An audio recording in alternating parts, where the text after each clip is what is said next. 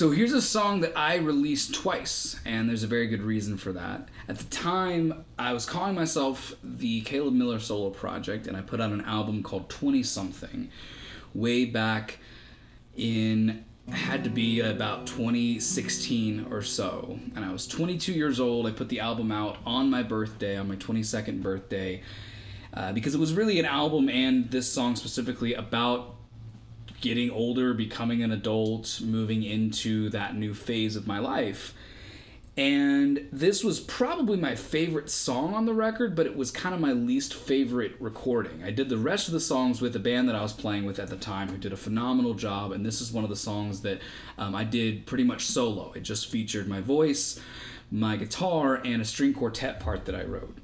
The problem with that was that we ended up having to program the strings because we just couldn't get a string quartet together at the time, which I was okay with, and it can sound great if you do it, but it just, for whatever reason, just wasn't hitting for me. I didn't really like it. Really wanted to do this song over again with a string quartet. And so 7 years later, I ended up releasing this song on my 29th birthday, totally re-recorded, kind of from an older standpoint. We did real strings, had a bunch of cool people come in and record those string parts, and you can listen to both versions on Spotify still, as far as I know.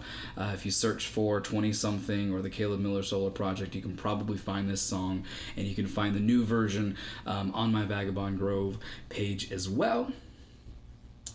It's a song that I call I Was Young. Well, I wasn't always this broken and bent. I was young and naive. I was so innocent. I was making my way up this ladder I built to the stars. Skipped some bars, thinking I'd make it farther, and fell